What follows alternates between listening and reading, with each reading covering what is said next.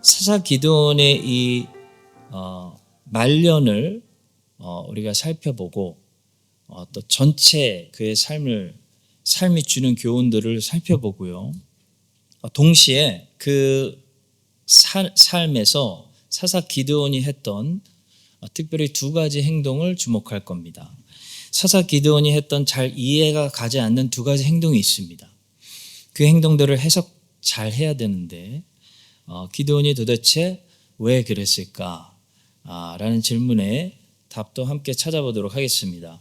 먼저 첫 번째로 우리가 기드온이라는 인물을 소개받을 때 주시는 기본적인 메시지는 약한 자를 쓰시는 강하신 하나님 이야기, 이 이야기를 하지 않을 수가 없습니다.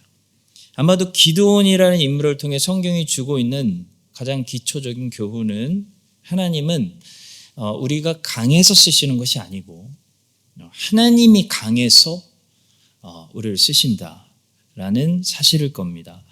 하나님은 기드온이 강해서 쓰신 게 아니었죠. 그가 약했는데도 하나님이 강해서 그를 통해 능히 강한 군대를 물리치셨습니다. 그런데 우리는 어른이 되면서 시간이 지나면서 이 사실을 망각합니다. 조금 잘하면 내가 강해서 그렇게 했다고 착각합니다. 내가 약하다는 사실을 잊어버립니다. 성도 여러분, 우리는 강하지 않습니다. 우리와 함께 하시는 하나님이 강하신 거죠. 기드온의 이야기가 그런 이야기입니다. 그의 군대가 세상에서 제일 강한 군대를 이겼습니다. 그래서 유명해졌습니다. 근데 그런 일이 기드온의 군대가 강해서 일어났다고 생각하지 못하도록 막으시기 위해서 하나님이 일부러 노골적으로 명하신 명령이 두 가지가 있었는데, 하나는 군대 수가 너무 많으니 줄이라는 명령이었고, 하나는 아무도 칼을 들지 못하게 하고 항아리 속에 불과 나팔만 들고 싸우라는 명령이었습니다. 하나님께서 굳이 이렇게 군대 수를 줄이고 칼도 아무도 잡지 못하게 하신 이유 명백합니다. 사람들로 하여금, 기드온 자신으로 하여금, 또 300명으로 하여금, 또 이 이야기를 듣고 있는 우리들로 하여금 아무도 이 사람들이 강해서 그때 이 전쟁이 이겼다고 생각하지 못하게 만드시기 위함이에요. 하나님이 그렇게 애써서 강조하시는데도 불구하고 우리는 우리가 강하다고 생각하고 우리가 얼마나 약했는지를 쉽게 망각합니다. 성도 여러분, 교회가 1000명이 돼도 잊어버리지 마십시오. 우리가 지진 맞고 사람들 다 떠나고 얼마나 약하고 외롭게 혼자 남겨져 있던 교회였는지 잊지 마시기 바랍니다. 우리가 강한 것이 아니고 우리와 함께 하시는 하나님이 강하셔서 여기까지 왔습니다. 앞으로도 전쟁은 우리에게 속한 것이 아니요, 하나님께 속한 것입니다. 하나님이 함께 하시면 칼 한 자루 잡지 않고 나팔만 불면서 모든 전쟁 승리할 수 있습니다. 강하신 하나님이 함께 하시면 칼 없이 나팔만 불고 기드온이 전쟁 이긴 것처럼 전도 집회하지 않고도 예배만 드려도 많은 영혼들을 하나님이 교회를 통해 구원하실 수가 있습니다. 성경은 노골적으로 기드온의 강하지 않음을 우리에게 공개합니다. 기드온은 먼저 겁이 많은 사람이었어요. 그는 겁이 많아서 숨어서 타작을 하고 있었습니다. 그게 기드온의 첫 모습이에요. 마침 요아스의 아들 기드온이 미디안 사람에게 알리지 아니하려 하여 밀을 포도주 틀에서 타작하더니, 그런데 하나님이 그런 겁쟁이를 뭐라고 부르냐면 큰 용사라고 부르십니다. 여호와의 사자가 기드온에게 나타나 이르되 큰 용사여, 여호와께서 너와 함께 계시도다. 겁쟁이가 하나님이 함께 하시니까 큰 용사가 된다는 거예요. 여러분과 저도 기드온처럼 두 가지 이름을 가지고 있습니다. 하나는 원래 이름이고 하나는 하나님이 함께 하셔서 하나님이 불러주시는 새 이름입니다. 우리 원래 이름은 겁쟁이입니다. 세상 앞에서 쫄아서 두려워하는 사람들, 무능력한 사람들, 절대 내 힘으로 미디안 군대 이길 수 없는 사람들, 숨어야 되는 사람들, 겁쟁이들이 원래 우리의 이름 아니었습니까? 근데 그리스도께서 우리에게 새 이름을 주세요. 우리와 함께 하시고 큰 용사라고 불러주십니다. 그리고 실제로 큰 용사가 돼가지고 나팔만 불고도 세상에서 제일 강하다고 소문난 군대가 랑 싸워서 승리하게 하십니다. 그리스도께서 강하시기 때문입니다. 여러분과 저의 약함을 잊어버리지 마시고 여러분과 저의 하나님의 강하심을 또 잊어버리지 마시기 바랍니다. 하나님은 300명을 가지고 13만 5천 명을 이기실 수 있습니다. 하나님은 우리가 칼 한 자루 들지 않은 군대여도 세상에서 최고로 무장한 군대를 이길 수가 있습니다. 하나님은 무엇이든지 하나님과 함께 하시는 백성들을 통해 하실 수 있습니다. 하나님이 하실 수 없다고 생각하지 마시기 바랍니다. 그건 불신입니다. 자, 그런데 이제 우리 입장으로 갑니다. 기드온 입장으로 갑니다. 황당한 소리죠. 큰 용사라니, 300명이라니, 횃불 나팔이라니 황당한 소리입니다. 연약하고 그 겁 많은 기드온이 그 강하신 하나님께 부르심 받아서 붙들려서 큰 일에 쓰임 받는다는 거, 여러분 이게 만만한 일이 아닙니다. 얼마나 긴장되고 떨리겠습니까? 당연한 겁니다. 그래서 기드온은 뭘 하냐면 양털을 가지고 하나님을 2번 시험합니다. 만약에 이것이 하나님의 뜻이면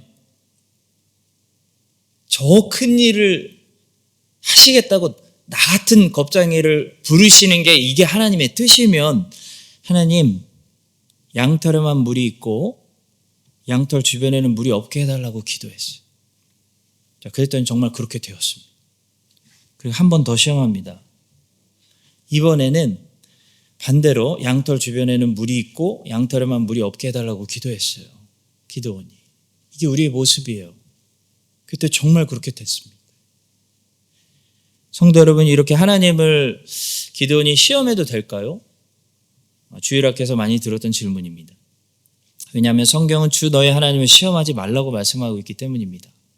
자, 그런데 예수님이 사탄에게 하셨던 마태복음 4장에 주 너의 하나님을 시험하지 말라라는 말씀과 큰 일에 아무것도 아닌 겁장인 나를 부르셔서 쓰시겠다고 하는 하나님께 지금 기드온이 양털로 시험하고 있는 것은 좀 다르다는 것을 우리가 알 필요가 있습니다. 사탄은 시험의 목적이 예수님을 부인하려는 목적을 가지고 있었습니다.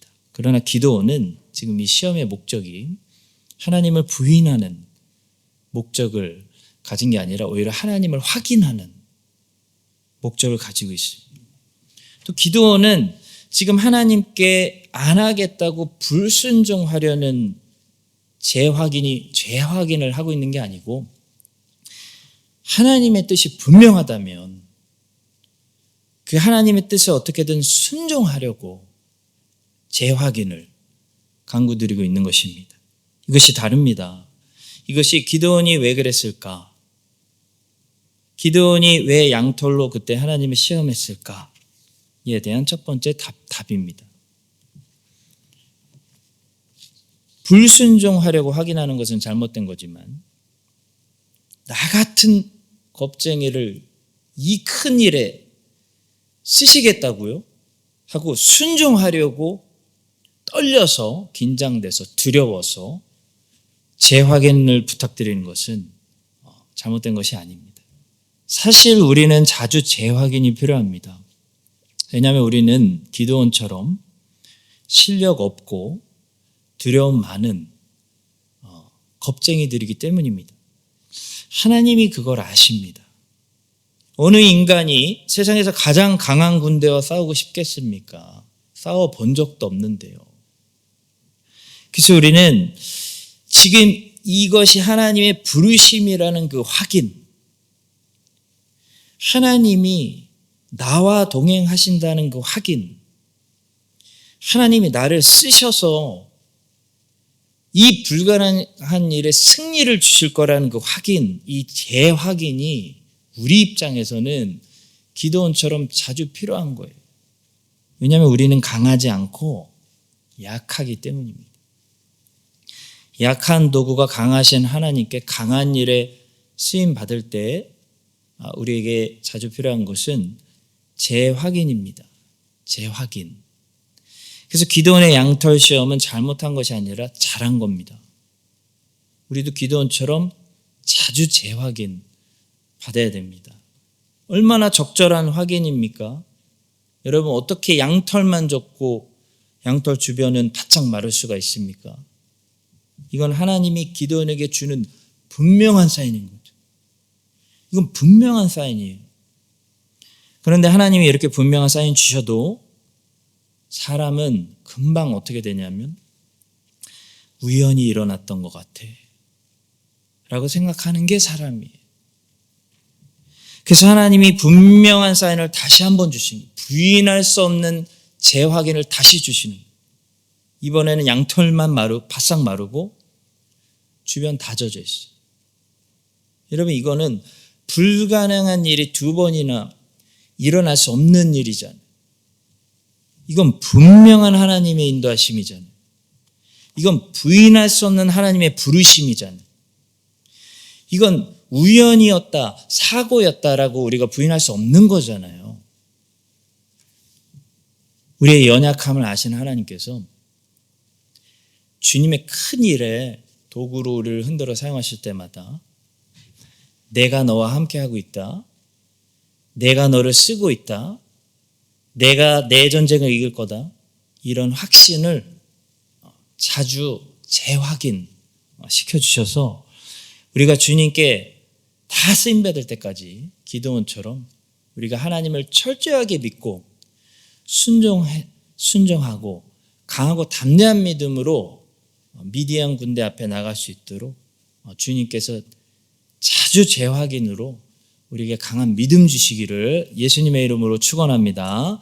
자, 두 번째로 기드온을 통해서 성경이 주는 경고는 시작보다 중요한 것은 끝이다 라는 사실입니다. 기드온은 역으로 했습니다. 기드온은 시작이 참 좋았습니다. 그런데 끝이 매우 안 좋았어요. 기드온의 시작은 겸손이었죠. 근데 끝은 왕이 되어 있는 모습으로 마감했습니다. 성경은 이 기드온을 통해서 우리에게 경고하고 있는 것이 분명합니다. 시작이 겸손했으면 너희들의 끝은 더 겸손해져야 된다. 시작은 미약했어도 끝으로 갈수록 더 좋아야 된다. 기드온은 다음과 같이 구체적인 세 가지 모습으로 후반전이 안 좋았다는 것을 우리에게 보여주고 있습니다. 첫째, 그는 전쟁 중 자신들을 돕지 않은 동족들, 숙곡과 분노의 백성들을 향해 잔인하게 고문과 학살로 복수했다는 사실이 승리한 후에 전쟁에 대해서 원래 생각도 못 해본 사람이잖아요. 겁쟁이여서 타작을 숨어서 하던 사람이었잖아요. 하나님께서 써주셔서 큰 용사가 되었는데 이제 전쟁 이겼다고 이제는 마치 자기가 원래 용기 있는 군대 장관이라도 처음부터 되었던 사람인 양 무서워서 비겁해서 전쟁에 참여하지 않은 백성들을 자기가 판단해. 그리고 가서 복수하는 일을 기드온은 했다는 겁니다. 이것이 기드온의 실수예요. 이게 전적으로 기드온의 변질이요, 실수요, 그가 남긴 5점입니다. 성도 여러분, 우리도 초심을 생각해 봅시다. 하나님의 은혜가 아니었으면 아예 이런 일에 동참하고 있지도 않았을 나 같은 죄인이 하나님의 은혜로 여기까지 왔고 이런 사람이 되었고 주의 거룩한 일에 참여할 수 있는 은혜를 받았는데 우리가 누구를 판단하겠어요? 모든 판단을 하나님께 맡기고 우리는 승리자가 된 후에 판단하고 복수하지 말아야 됩니다. 자, 물론 숫곳 사람들과 분해의 사람들이 잘못한 거예요. 그러나 판단은 주께서 하시고 복수도 주님이 하십니다. 원래 판단은 재판장이 하는 거죠. 우리 교회가 여기까지 오는 동안 많은 사람들이 있었어요. 그동안 한결같이 수고롭게 헌신한 사람들 많이 있었고 교회가 어려울 때는 다 비겁하게 숨어 있다가 교회가 좋아지니까 갑자기 나타나서 같이 숟가락 올려놓으려고 하는 사람들도 많이 있고 교회가 여기까지 오는 동안 교회를 끊임없이 어렵게 했던 사람들도 있었습니다.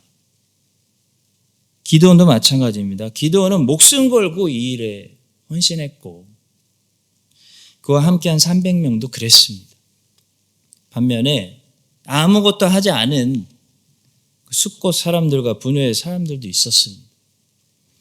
그럴 때 기도원은 자기 손으로 재판하고 자기 손으로 포악하게 복수해서 불명예스러운 그런 대실수를 하고 말았습니다. 기드온이 숫곳 사람들에게 이르러 말하되 너희가 전에 나를 희롱하여 이르기를 세바와 삶은 나의 손이 지금 내 손 안에 있다는 거냐 어찌 우리가 내 피곤한 사람들에게 떡을 주겠느냐 한 그 세바와 삶은 나를 보라 하고 그 성읍의 장로들을 붙잡아 들가시와 찔레로 숫곳 사람들을 징벌하고 분할 망대를 헐며 그 성읍 사람들을 죽이니라. 절대 이러면 안 됩니다. 내가 판단하고 내 손으로 복수하면 나만 불명예스러운 오점을 남기게 됩니다. 여러분 반대로 요셉을 생각해 보세요. 요셉이 혼자 승자가 됐잖아요. 요셉 애굽의 총리 됐다고 형들 싹 복수하고 판단하고 재판하는 것보다 요셉은 판단을 하나님께 맡기고 형들을 다 용서했잖아요. 그래야 된다는 겁니다. 열심히 그동안 수고하신 모든 분들 모든 판단을 하나님께 맡기시고 하나님께서 선하신 대로 각 사람에게 적절한 타이밍에 갚으시도록 복수를 하나님께 맡기는 여러분들 다 되시기를 예수님의 이름으로 축복합니다. 자, 두 번째로 기드온이 후반전에 잘못한 실수는 입술로는 자기가 왕이 되지 않고 하나님이 왕이시라고 고백했지만 실제 삶의 모습은 자기가 왕처럼 살았다는 거예요. 철을 많이 두어 아들만 70명을 두었습니다. 이 모습은 당시 전형적인 이방 왕들의 모습입니다. 왕들. 왕 정도 돼야 아들 70명 정도 낳습니다. 또 첩이 있었는데 처도 있고 첩도 있었는데 첩에게서 낳은 아들의 이름을 아비멜렉이라고 지었는데 아비멜렉이라는 이름의 뜻은 내 아버지는 왕이시다 라는 뜻이라고 해요. 내 아버지 기드온이 왕이시다. 이 첩의 아들 아비멜렉이 기드온이 죽은 다음에 자신이 왕이 되려고 합니다. 그래서 기드온의 아들들 70명을 하루아침에 다 죽이는 끔찍한 일이 일어나게 되죠. 왕이 되려고. 아비멜렉은 어렸을 때부터 어떤 아버지를 목격한 것일까요? 아비멜렉의 눈에 보이는 아버지 기드온. 어떤 아버지였을까요? 아비멜렉에게 이스라엘의 왕은 누구였을까요? 여호와가 아니라 100% 아버지 기드온이었을 겁니다. 우리 아버지가 왕이다. 아비멜렉의 눈에 이스라엘 왕은 하나님이 아니라 자기 아버지였습니다. 여러분 우리 자녀들의 눈에 우리 가정의 왕은 누구로 보일까요? 우리 가정의 최종 결정권자 하나님께 있다. 하나님이 왕이시기 때문이다. 우리는 하나님 따라간다.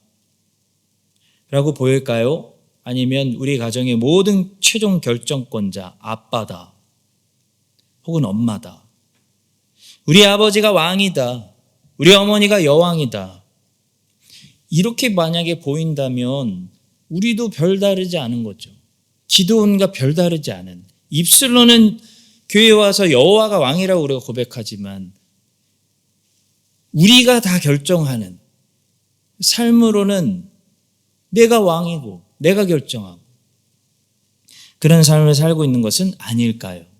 그때 이스라엘 사람들이 기드온에게 이르되 당신이 우리를 미디안의 손에서 구원하셨으니 당신과 당신의 아들과 당신의 손자가 우리를 다스리소서 하는지라.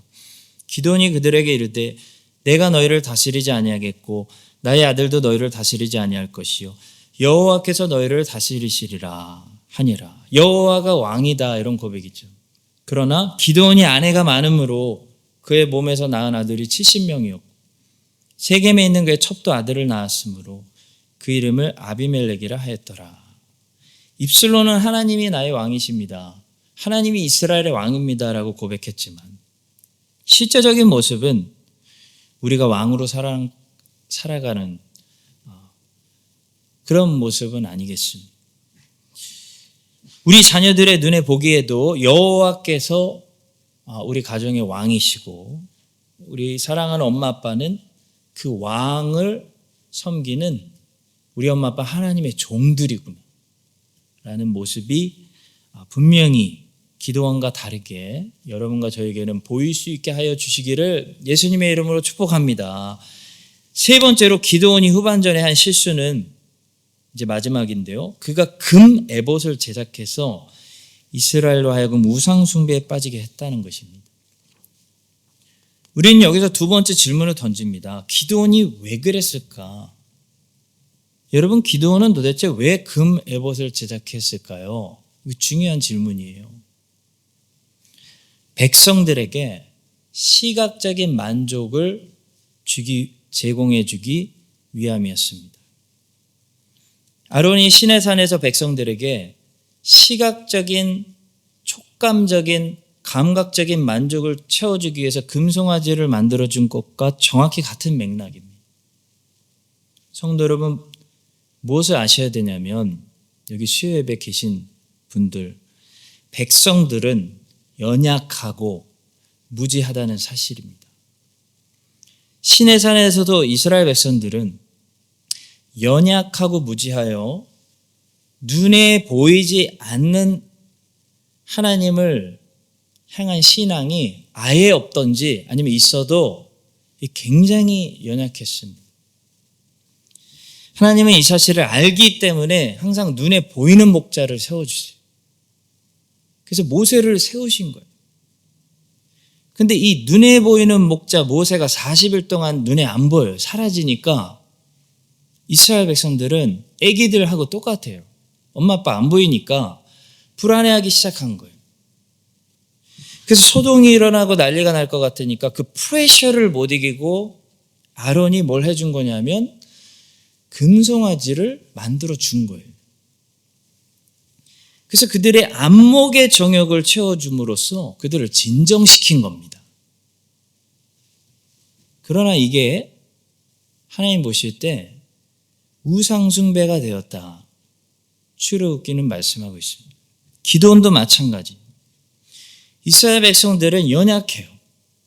아예 신앙이 없거나 있어도 미약해요. 그래서 눈에 안 보이는 하나님을 왕으로 모시는 거가 힘들어요.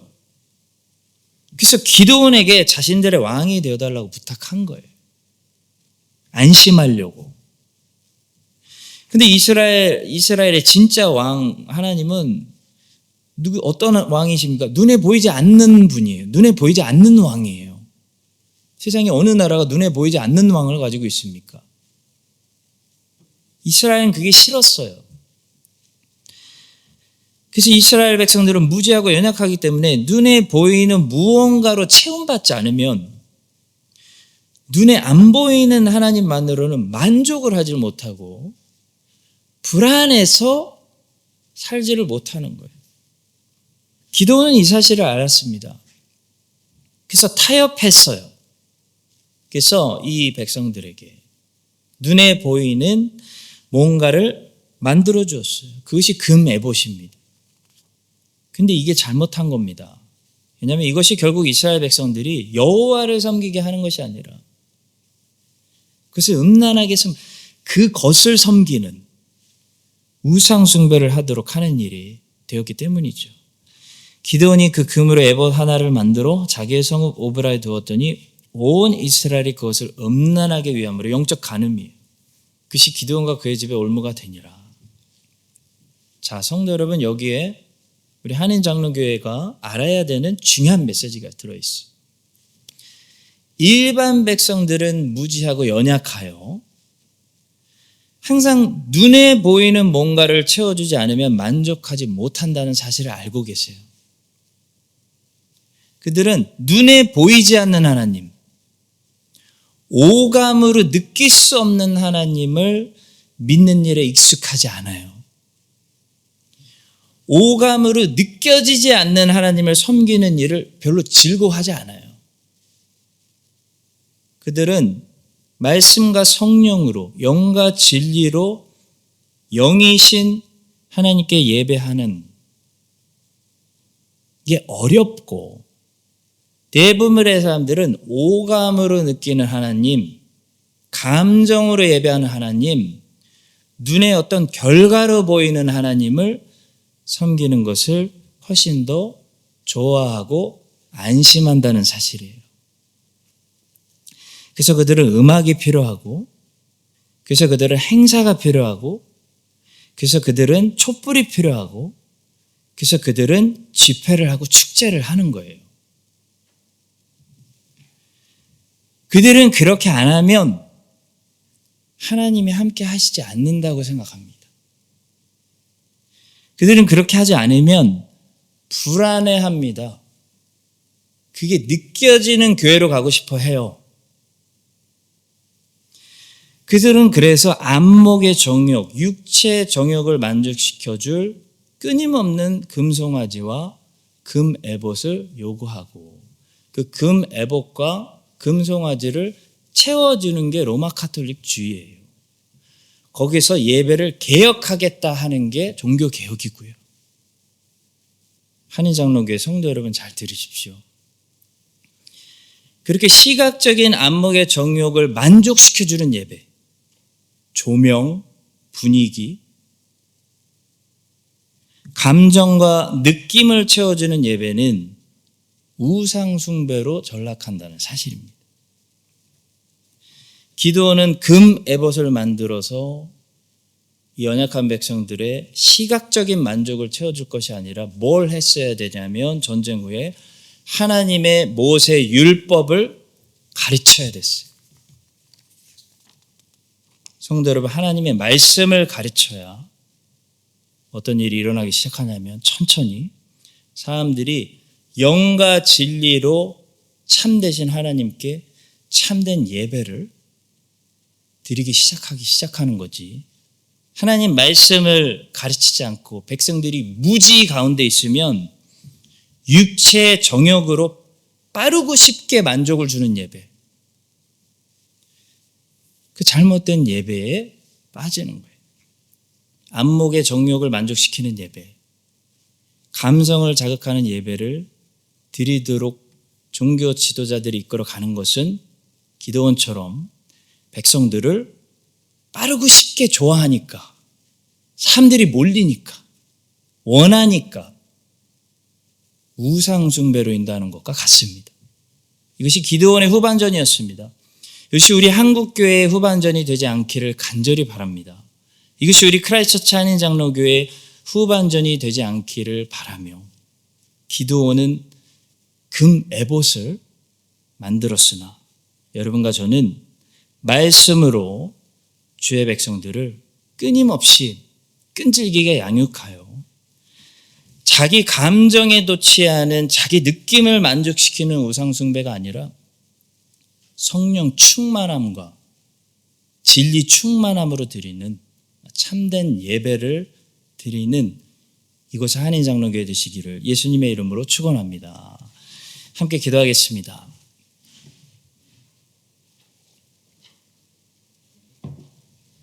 오늘 우리 교회 주신 말씀 가지고 우리가 세 가지를